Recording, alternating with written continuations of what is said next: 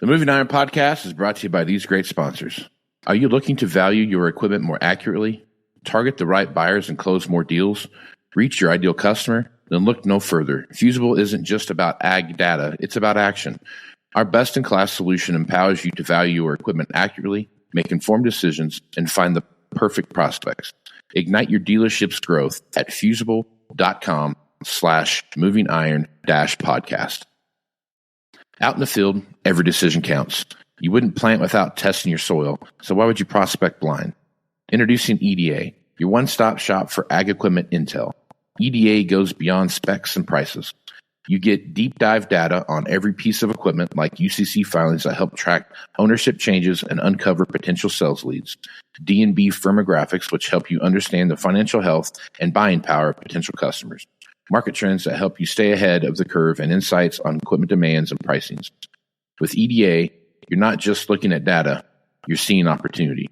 Find the right buyer, sell smarter, and build lasting relationships. Visit edadata.com for your free demo and unlock the power of knowledge. For over 80 years, Iron Solutions has been your go-to data source for ag dealers, lenders, and manufacturers. Get powerful appraisal and value forecasting tools that fuel profitable decisions anytime, anywhere. Get your free demo at ironsolutions.com. Iron Solutions, confidence in every click. Today, there are many ways to finance ag equipment, but nobody delivers simple, fast, or flexible financing like AgDirect. Learn more about your options to buy, lease, and refinance equipment at agdirect.com. Valley Transportation has been hauling ag and construction equipment across the country for the past 33 years. Call Parker at 800-657-4910 for all your trucking needs. At Valley Transportation, our goal is to help you reach yours. When you partner with Axon, you immediately gain access to a full range of products and solutions designed to meet the complex needs of today's grower. We carry all major brands and sizes of tires and wheels. We specialize in large diameter wheels for large equipment. We have one of the largest OEM replacement wheel inventories in North America. Known for extreme flotation setups, duals, and triples, we have wheels for all makes and models of tractors, sprayers, combines, and grain carts. If we don't have the wheel in stock, we'll custom build, sandblast, and paint in-house. There isn't a more vast inventory in North America dedicated to helping dealers move more iron. With facilities on the West Coast and in the heart of the Midwest, leverage our 230,000 square feet of indoor inventory to solve any problem a grower may have. Move more iron with Axon. At Big Iron Auctions, customer satisfaction is our #1 goal. As the 40-year leader in auctions for agriculture, real estate, livestock, construction, and transportation, we are here to serve you. Big Iron will handle everything from start to finish. From meeting with you, to prepping your equipment, writing the listings, and collecting buyer's payments, let us do the heavy lifting for you. We love our customers, and we treat them like family. There's a Big Iron sales rep in your area, so let's get together. To learn more, visit bigiron.com. Moving iron in the 21st century. Hard-working people working hard for you and me. Moving iron time and time again. Through the years you'll find us here. Moving iron. Once again, it's time for the Machine Shed. I respect what you've done in the combine world. But when you step in this ring, you're messing with Thayer and Fennel. And that's something you don't do. Yeah, you're on a different planet now. You got your eyes locked on the world's most combine selling son of a...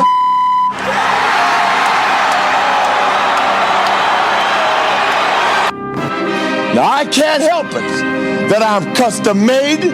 I can't help it that I look good, smell good, can dance all night long. I can't help it. The Nature Boy. Woo!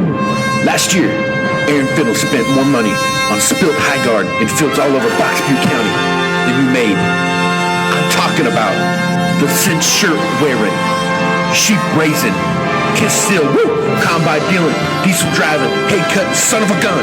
He's having a hard time keeping his ostrich boots on the ground. Woo!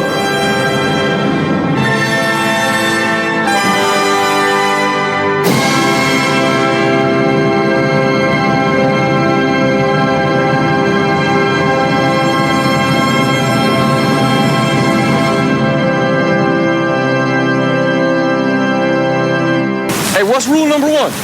What's rule number one? Party? No, not party. No, it's not party. All right, we're back here to the Machine Shed. I got Aaron Finnell back here with us, and it has been a hello world. A wild weekend of football last week. We got championship weekend coming up here, and I mean that Georgia game was something. I started watching upsetting. that. I watched that whole thing all the way through, smoking cigars and drinking whiskey out on my patio, watching it outside, and it was I there for a while was just like, yeah, this isn't going to work out in Georgia's favor, but it just kept coming back, and that just tells you the power of what rivalry games do to a team, right? It can be the worst team on the planet, and they could be 1-10 and show up and beat the undefeated hunt for the national title team because of their rival. It's just those rivalry games are just a different breed of football game. It's kicked up a notch. We're 13. Because when I was watching like Ohio State and Michigan, I was like, well, Michigan's going to drop that streak this year. And boy, if they didn't come out and play the single best football game they've played in 10 years. Pre-tear gas. Before the tear gas at the end. That's right, yeah. Yeah, there was some people that got kind of fired up. What is with the field storming? I don't know. Like number 7 beats number 4 and they storm the field now. It's just a thing.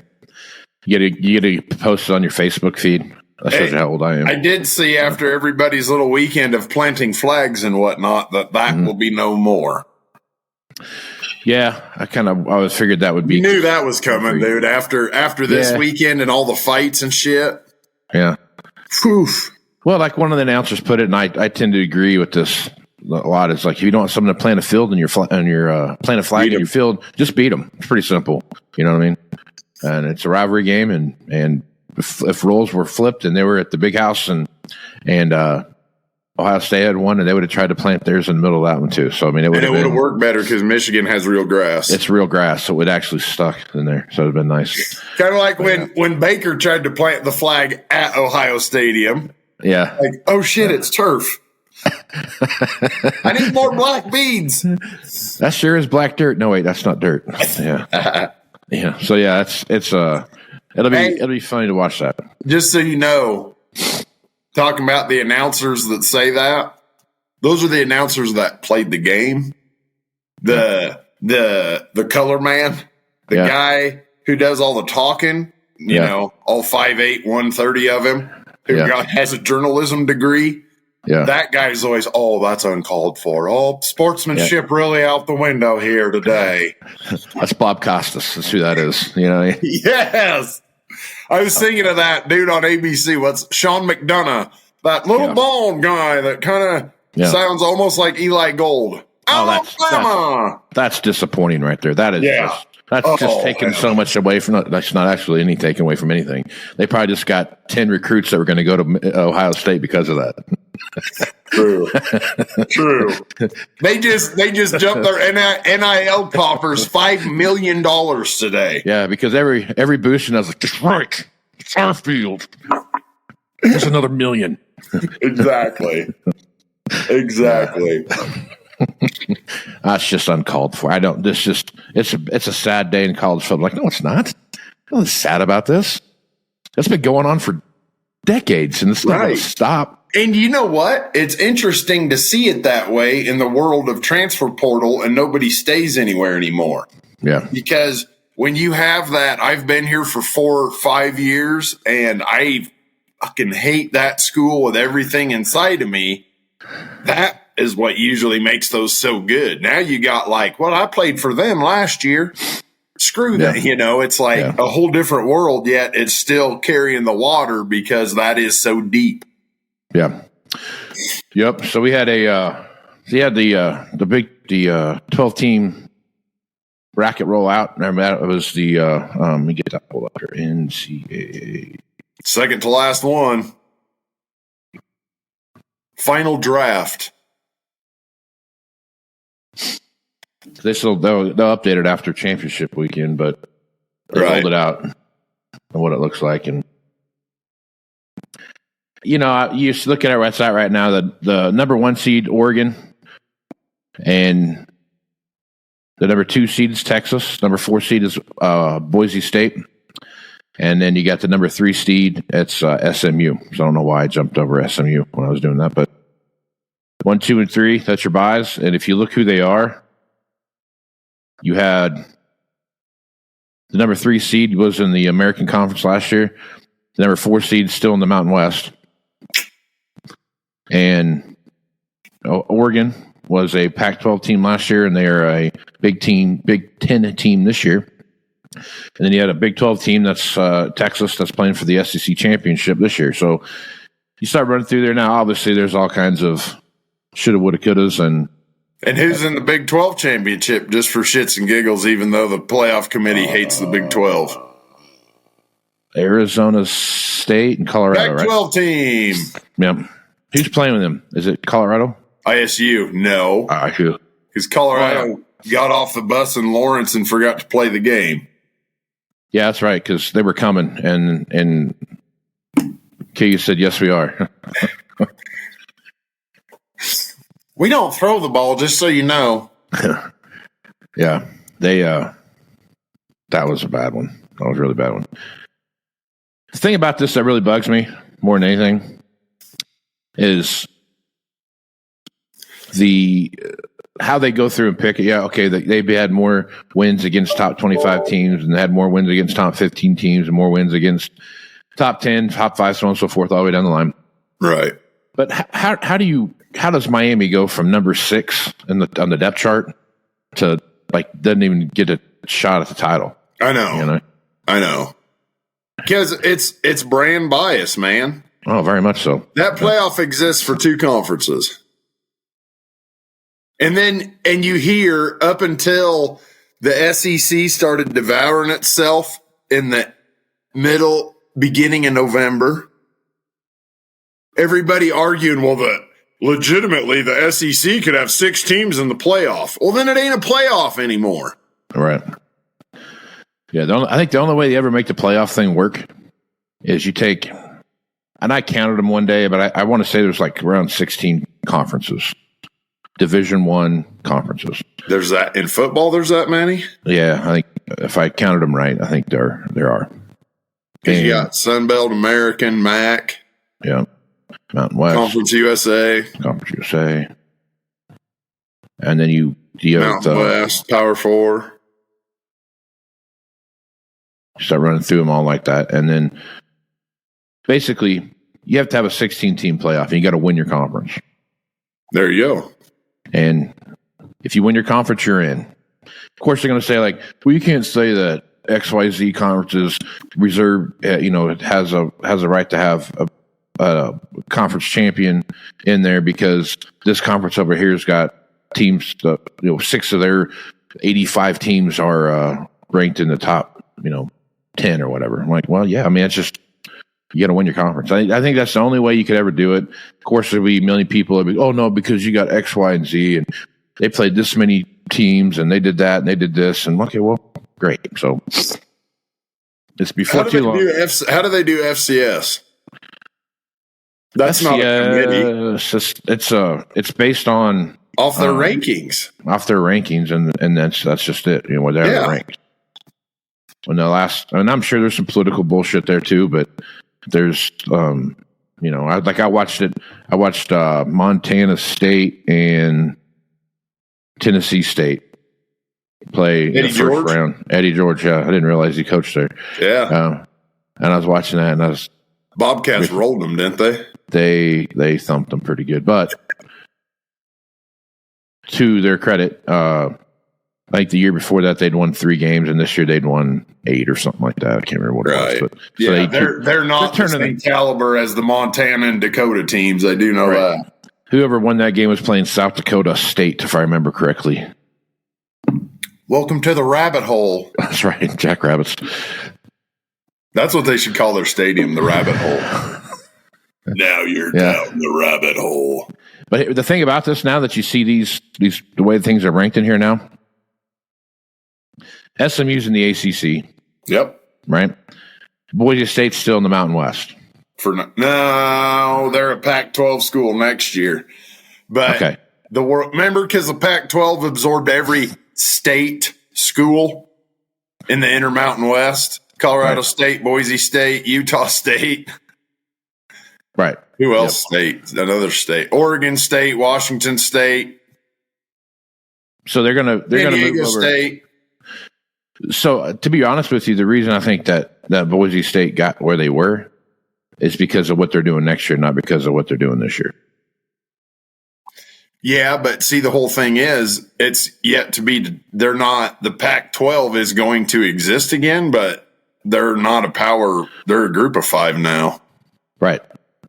So this is getting the point I'm making here is that you're getting, so they go from the Mountain West to the Pac-12, which from a brand recognition thing, the Pac-12 stands out more than the Mountain West does, right?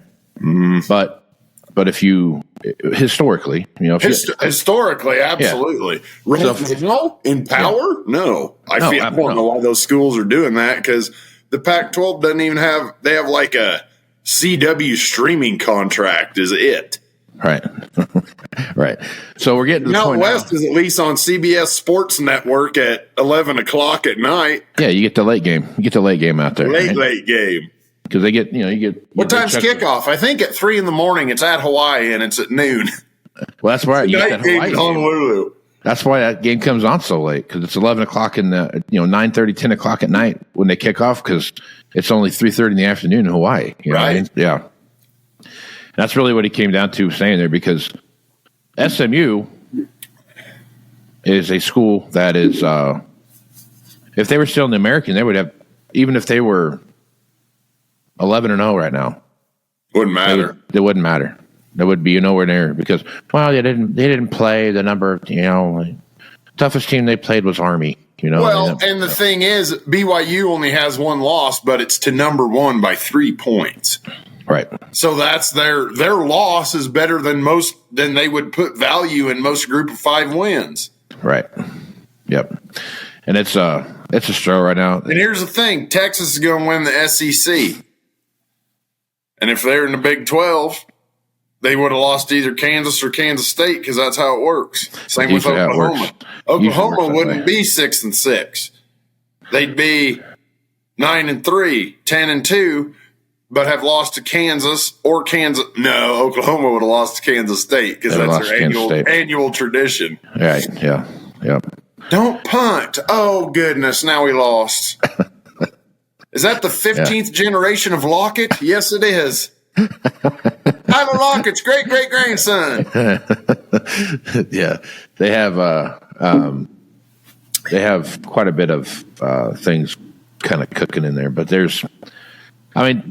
this is no different than when they had the first football championship series back in whatever it was, 97 or 98 or whenever that was, right? And the BCS. The BCS, there it is, yep. BCS deal was supposed to solve the world's problems, and because K-State was so cool when they were ranked number 2 in the nation and they lost, they went from 2 to 2, I forget who they are again, and that's all of a sudden, like, they just fell off the face. But they went from 2 to 11. Yeah. Now they did lose to like a 7-4 A&M team. So yeah, but championship game though, man. I mean, I'm saying like those are all.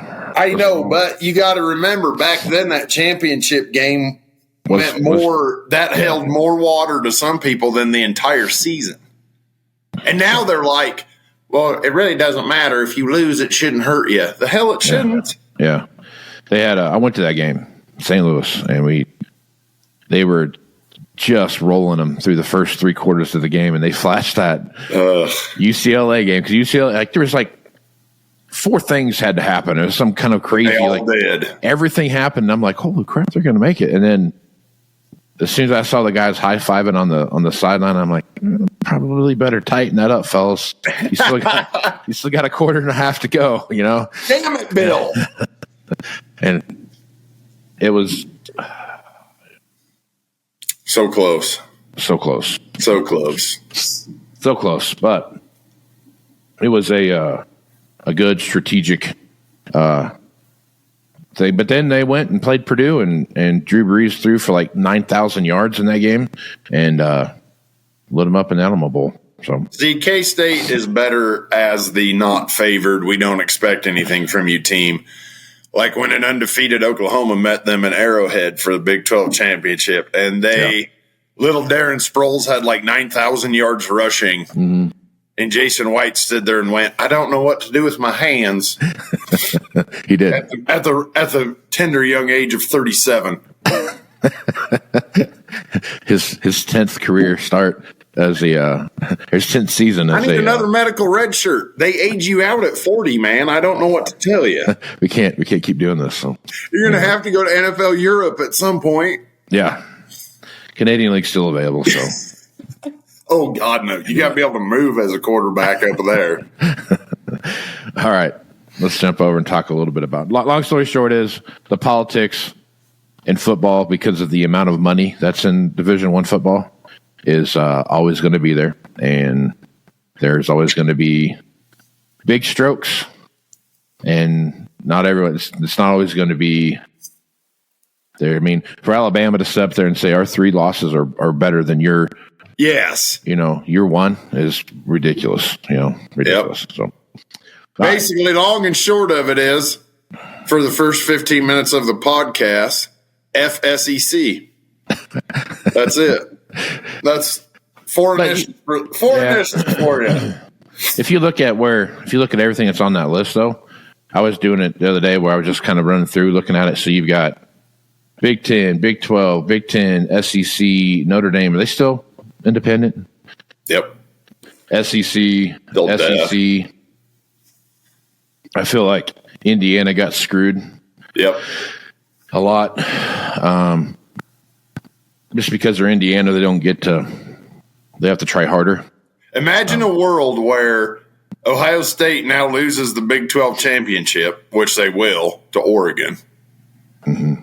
And Ohio State is a 3-loss team that misses the playoff. No, it's Penn State. They're playing Penn State. Oh, yeah, Penn State. Yep. Oregon and Penn State, right. Yep. So, damn it. I was trying to put up a scenario where Ryan Day is a fired head coach for losing 5 games in 6 years. Well, I think he probably will lose 4 games against Ohio State. You know what I mean? That's the dumbest shit. They flashed that thing up there. He's 42-1 against everybody else, and he's 0-4 against Michigan. I was like, wow, that's pretty impressive. Yeah. You can win everything you want, but you got to win those 4 games to keep your job. So, yep, exactly. See them national champ. We went to the playoff 3 times. Yeah, doesn't matter. We got to beat Michigan, man. Yeah. Excuse me, as they call it, that team up north. Yeah. Mm-hmm. Yep. All right. Let's talk a little equipment business now. Farm machinery. So the other part of the heart. That's right. I think when you look at the end of the year time frame, right? So it's always everyone's kind of trying to shake out, what the accountant said, I need to do this to forego my, paying taxes thing, right? So correct. I think one of the things that I've found some guys that were in the market to do various things with their machinery. I think when you look at the guy that's the enroll guy's the enroll guy, they get, they have their thing set up, right? Sometimes on the guys, the generational trade-ins that come in, the first generation trades that come in, there's some people do have some stuff set up on that, hey, I'm going to run this combine for 2 years, trade it back in, and then boom, here's what we do. I think where you get some stickiness as far as making things happen like they're supposed to happen is those guys that have the that 7 to 10-year-old tractor that's got those 5,000 to 7,000 hours. Yep. And they're looking at their machine going like, there's nothing really wrong with my machine right now, but I really think I need to take my 5,000 hours down to 3 or 2,500 or my 7,000 down to 4 or something like that. Yep. And kind of rolling through that. And I think those are some scenarios where watching that kind of transpire, that there is a lot of things to pay attention to as a buyer. And I guess the stuff that you're doing, that's kind of your meat and potatoes, right? I mean, that's a lot of stuff that you're doing is kind of falls into that range. Yeah. In fact, the tractor business has been, dare I say, red hot. Yeah. But it's only that segment. Right. Yeah. Your I'll call it the real bottom of the barrel. Your sub 50, that's, straight to Mexico or whatever. Yeah. You always got water somewhere. Yeah. That stuff is oddly stacking. Yeah. Like the junk isn't cheap enough, and we all know the over 400 story. It kind of feels like to me it's anything that's got a $150,000 or less trade difference. No, I would say is 250. As long as you're within 250. Trade difference or just price? Yeah. Trade difference. Okay. Right. Yeah. Trade difference. Because you got to think about it, man. You got guys trading 8,000 hour rigs. Sure. That's a Gen 1, early Gen 2 8R on a last of what I call the last of the 4-digit, rigs. Yeah. And that although it's only a series jump, you can be talking, you got 19s and 11s. Right. That's 8-year difference. So there's a lot of that where a 360 is becoming a 370. Yep. Not an 8R 370, just because the jump in those two is so big, and guys are staying under that's kind of the roof right now. Yep. And it feels like, so when you go through those, when you kind of walk through that scenario, I always have, because honestly, I've given guys numbers in the last couple weeks, like what I would say, getting that 19 on a late one, and then this is where we're at, and that guy still has everybody has that ceiling. You know what I mean? Like the guy that wants that 10-hour used one that is almost brand new price, he still has that. So regardless of what he's trading down here, he could have a 4,000 hour 360, which almost falls into the desired group, but there's still so much gap that don't work. Right. I think the number's super awesome, and it's going to be a layup, and oh God, that won't work. And you're like, whoa, really? And then the next deal, you're like, man, I don't know. Okay. Sounds good. Like, okay, what, don't make sense to me as the one doing the deal, but whatever they have already established in here, and keep in mind, nobody's done a damn thing since April. Nobody's even bought a handful of 1/2-inch nuts. Right. God forbid. So they've had a lot of time to really think and decide what exactly they want to do. The other thing that's funny is so much of that, I've had guys calling me on stuff we talked about in May. Yeah. In the old days, you write that. If that didn't happen in that first week, that deal's gone. Yeah, it's not happening. They have nothing to, I think, part of that. And the unfortunate thing is, there's been a couple times I still got what we talked about. Yeah. I think the side of that, too, is nobody really understands the marketplace until they start looking at, they want to start doing something. Right. And then the shock and awe of like, man, I bought this tractor back in 2020 or whatever, and I paid X for it, and now you're telling me it's worth, I only put 1,000 hours on it over the course of this last 4 years, a couple hundred hours a year, something like that. So now you're telling me that when I bought it at 2,500 hours, I got 3,500 hours or 4,000 hours or something like that on it, that the depreciation is X. It doesn't make any sense to me, And you start going through all that stuff, and some of the guys that were in May talking to you about stuff that were walking away from stuff are now I guess that's the market now. That's kind of where their head's at. Right. They've made that decision. And I think that's a lot of it. And you got to keep in mind, if that's a 5,000 hour tractor, that might have been a 3,000 hour tractor 4 years ago. Right. And what do we know about 2020 and used tractor values? Holy shit. They started to rise. Yeah. Your scarcity premium is not showing up on the trade end side. Right. Yeah, exactly. So when I guess if you're taking a look at this and you're really paying attention to what's going on, if you were, as a guy that sells the stuff and as a guy that you have your own little farm too, where you're paying attention to what's going on, like, what are the couple things you're going to pay attention to when you're looking at stuff out there right now? If you're a buyer. As a buyer? Yeah. Well, as a buyer, the world is your oyster. So there's that to start with.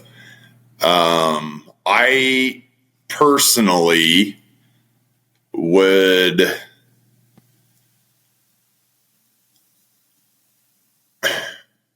I guess for me, if I'm going and buying a 5 to 10 year old tractor right now, I want it to be, I can be a little pickier than I could have been.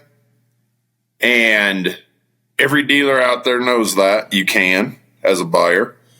And I think I would look more at, I want every single one of these specs. You can almost do the used buyer order your new machinery right now. You know, where typically we're like, well, yeah, you can get new ones like that, be here in 6 months, you know, that old thing. Yeah.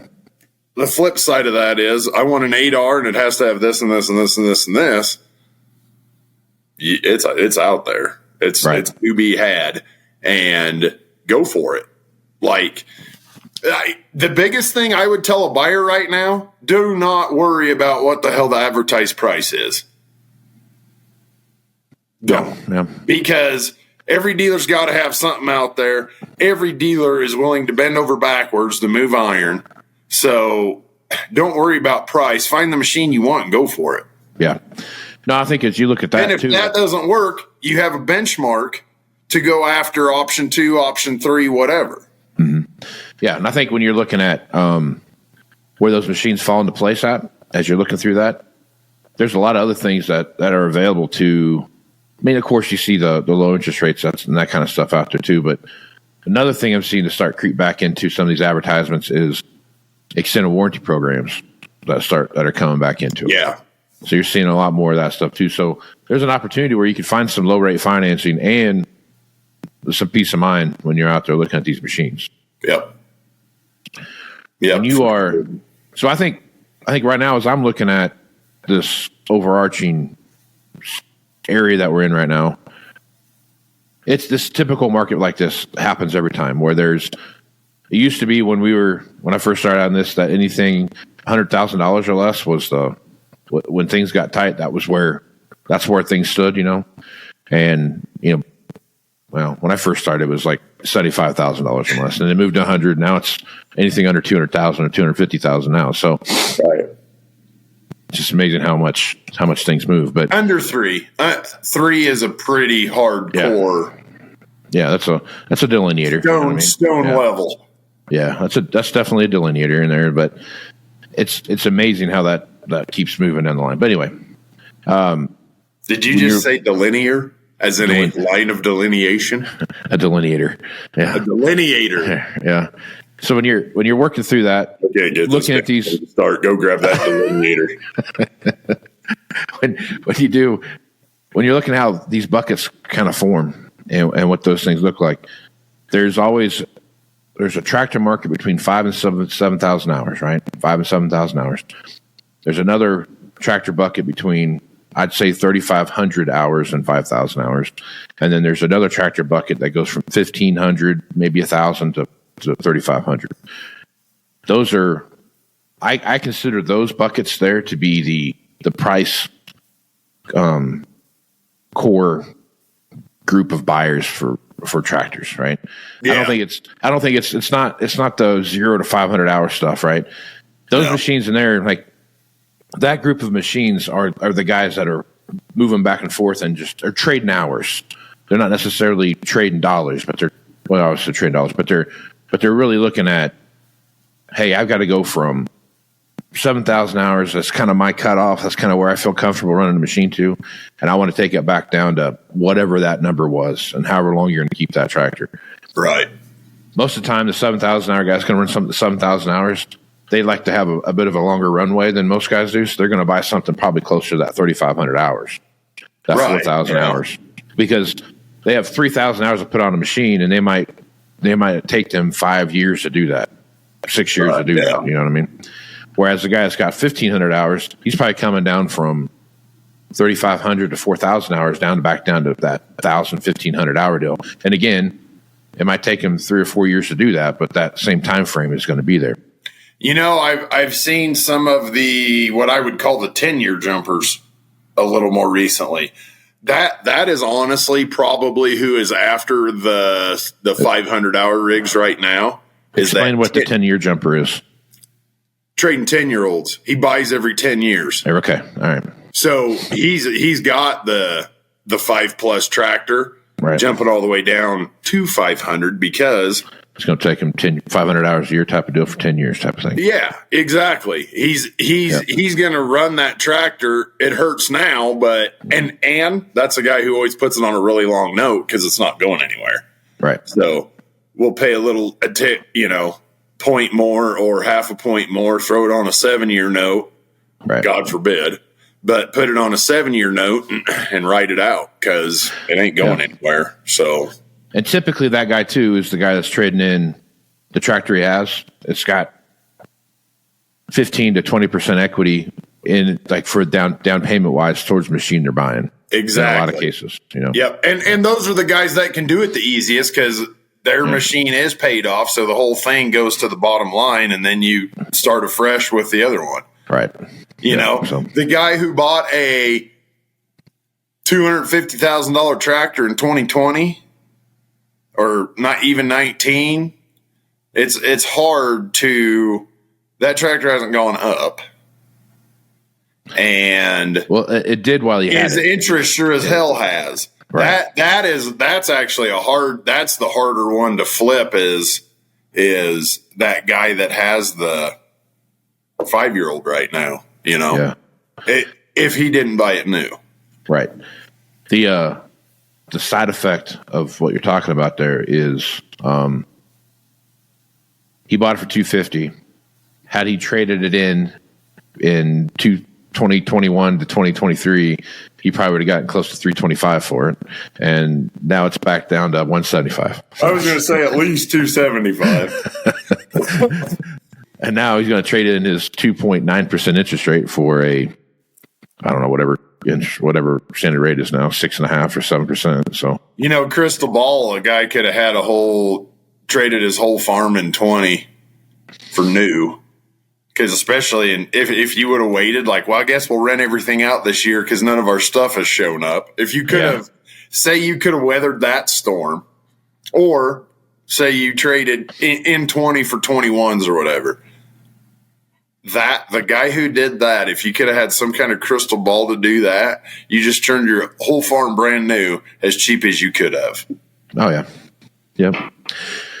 I think that's the other thing too, that when I talk to people about used equipment, especially tractors, I talk to them in the same sense I would talk to anybody about any other commodity that's out there. Right? That's the most important word you just said. Yeah, commodity. Commodity. Yeah. It's a commodity. Trust me, I'm iron geek as a day is long, and I kissed that 4455 before I started every time. Yep. I am that guy. But guess what? Some bitches, it's a number. It is a number, and that's it. I just did my year-end stuff for the bank. Guess what? They don't care that that's a family member. It's a number. Right. And how much can you borrow against it? That's it. And the thing about it, the price of used equipment, too, is that it's not a static number, right? It may be, it started out here at the first year, by the end of the year, it's down here, or you could see it elevate up. You know what I mean? It is not the only trade-in machines that have a direct correlation to what the new price is a machine that's probably within, at the max, 3 years old. that have a direct correlation. Yeah, and that's a stretch. That's a stretch. It's really the 1-year-old machine is the one that has a direct correlator because that's what you're basing everything even off of. Even 2 years, you're getting kind of spread out there a little bit. Right. So you could easily build a model that says, hey, if a new one costs this much, a 3-year-old one should be somewhere in here. But after that, and you're talking like a very tight range in hours and all these things that come into play, you've got to keep that squared away and keep that in mind. Like when you're buying a 7-year-old tractor, a 5-year-old tractor, something like that, that's a totally different conversation that you're having than you would have something that if a new one costs this, then a 7-year-old or 5-year-old one should cost what? I mean, maybe there's an easy path that shows that shows, hey, this is X, Y, and Z should be this, but that fluctuation in those prices, especially when you start getting past 3 years old, is totally limited to supply and demand and what you see, what the overall marketplace is doing. You know? Right. And that's just where that's at. And typically, a 5 to 7-year-old tractor, your 3-year range. Had you have done that in 2020, you would have left a lot of money on the table on the dealer side by lining it up that way because that was way out of whack. Right. Conversely, you do that right now, and you're super screwed the other way because the market ain't there. Right. It's weird because you get that 1 to 2 year old stuff, and like I said, that's a direct correlation, maybe stretch to 3, but really it's 1 to 2. That 3 to 4 year old stuff to me is kind of in a limbo land, right? I mean, it really depends on what it is, how many hours are on it, what the specs are, those kind of things. Very much. And then it's a different breed of animal right there. But then when you get to that 5 to 7 year old stuff, it's easier to maintain a more level kind of a more level playing field, more level value proposition, those kind of things. Well, and once you get over that 5-year hump, a 780 and a 770 are pretty close in price. It's preference. Right. That's where after your 5-year, that's where that starts. A 370 and a 310, pretty close in price for compared to the new side. Hours outweigh year and those kind of things where you start looking at that. I mean, if you're a 5-year-old machine and you've got 4 or 5 tractors sitting there and they're all within a few thousand hours of each other, but they're all a myriad of a big mixture of fucking years and stuff like that. Ultimately, at the end of the day, it's hey, this one's got 500 less hours than this one does, or this one's got 1,000 more hours than that one does. But the one with 1,000 more hours on it might be a year newer than the one that has less hours. And it's just those kind of things start to kind of wash each other out a little bit. Exactly. Because, again, the customer you're talking with, they're going from a certain number of hours down to a certain number of hours, and that's what they're looking for, right? Exactly. Now, you might through the negotiation process, like, well, that one's a 21, this one's a 22, and this one's got 1,000 more hours on it, and that one does. So we should be talking, apples and oranges here, not apples and apples and that. So you got all that kind of stuff going for you, but it's the dollars and cents are pretty nominal. There's not a big mover there. Yep. But when you're stuck between that 3 and 4 year period, that's a transition period where that's really it's like a hump you got to get over. The used side that takes by far the most thought. Yep, for sure. Right on. Well, end of the year, man, you got to have some stuff out there that's worth buying. If folks want to reach out to you and get some of that, where they can do it. You can call me or text me 308-760-1193.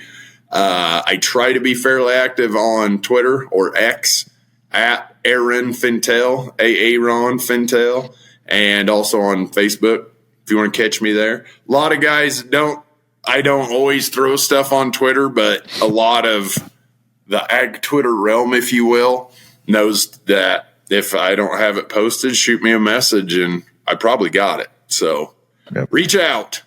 So check that out. Man. It'll be a good one. Aaron always has some pretty good stuff out there worth your time. So check it out. Anything else, Aaron, you want to throw out there for a close down? Not that I can think of. All right, buddy. Well, good talking to you. We'll catch you again next week, and we will go from there. Right on. All right, I'm Casey Seymour with Moving Iron Podcast. Check me out on Facebook X, and Instagram at Moving Iron LLC. Go to LinkedIn at Moving Iron Podcast. Check out the YouTube channel, which is Moving Iron Podcast YouTube channel. And you can go to TikTok at Moving Iron Podcast. Check that out there. Go to movingironllc.com for everything Moving Iron related.